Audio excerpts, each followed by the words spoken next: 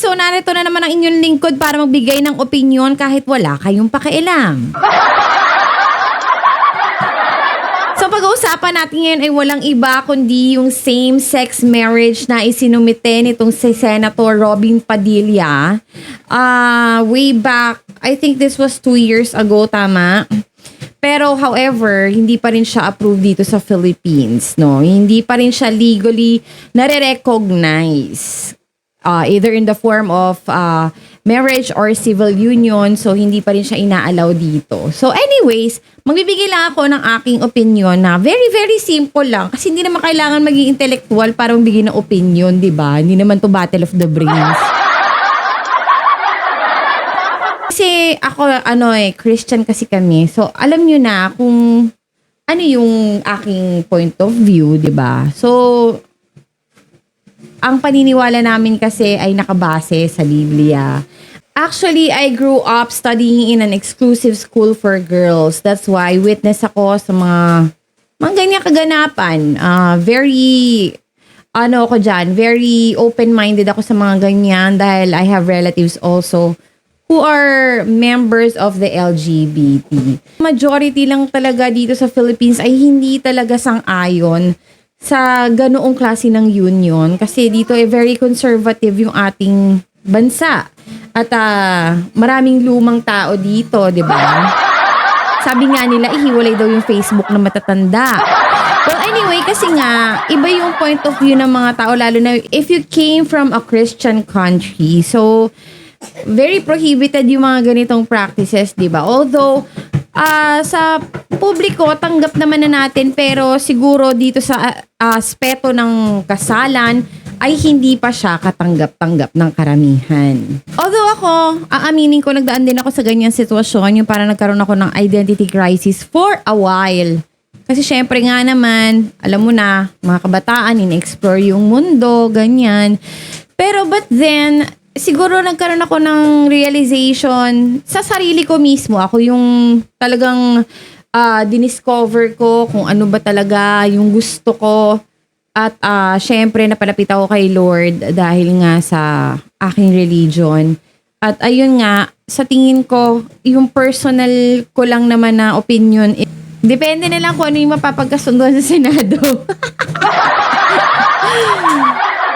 Wala akong pake, actually. Hindi ako senador. Charot. Siguro kung gano'n na hindi naman natin i-allow yung mga ganyang klase ng civil unions, mas mainam na let them be. Kumbaga, di ba? Hayaan na natin yung mga miyembro ng LGBT at yung mga discrimination na ganyan. Sana tigil-tigilan na natin kasi they're also human beings too. At wala tayong pakialam. Ko 2024 na kagaya ng lagi kong sinasabi, it's a woke generation already. No, marami na mga bagay-bagay na kailangan natin tanggapin kasi ang mundo natin ay nag-e-evolve year by year. Di ba? Generation by generation, ang daming pinagbabago. So, sana, yung mga makikitid ang utak at saka yung mga lumang tao, no, napaka-conservative, sana matanggap natin na may mga ganito na talagang bagay.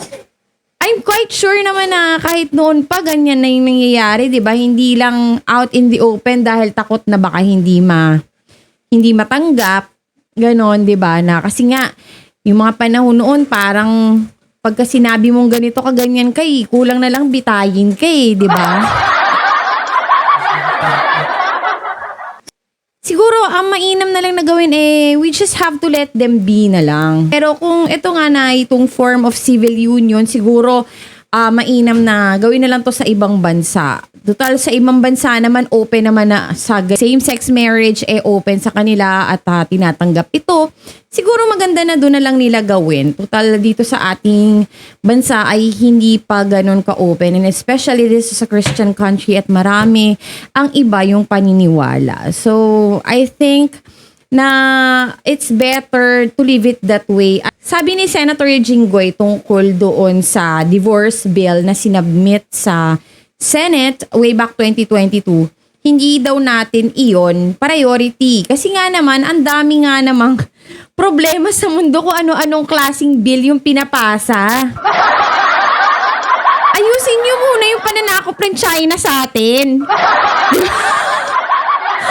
Kakaloka Kasi, di ba, parang ang dami-dami ng problema dito sa Pilipinas, yung mga ganyang klase pa ng mga bills yung pinapatupad nyo. Ito nga kay Mayor Alice Go mabuti na nga lang talaga nabigyan ng aksyon itong kay Mayor at nagkaroon siya ng suspension habang nililitis pa lang itong kaso na to. Mas mainam na yun kasi preventive talaga siya. At hindi pa natin alam kung nagsasabi ba ng totoo ito si Mayor Alice or not, di ba?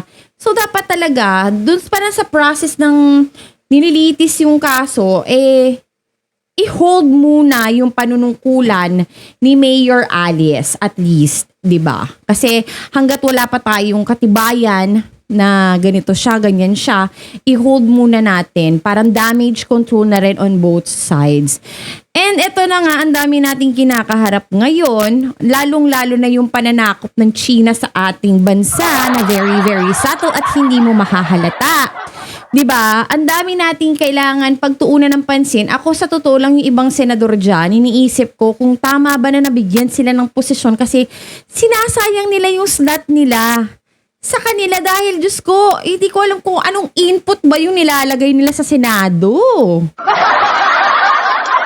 'Di ba? I'm sure karamihan sa inyo ganyan din yung naiisip na may mga senador talaga na parang walang bilang yung ganun. Kung ano-ano yung sinusumite. Kung ano-ano yung pinagtutuunan ng pansin na meron tayong mas issues na dapat kaharapin. Pero hindi iyon ang binibigyan nating pansin, di ba? So anyway, so much for this one. At sorry kung walang kakwenta-kwenta ng opinion ko. Actually, nagbigay lang ako ng opinion at kailangan ko ito dahil nga kailangan ko ng topic.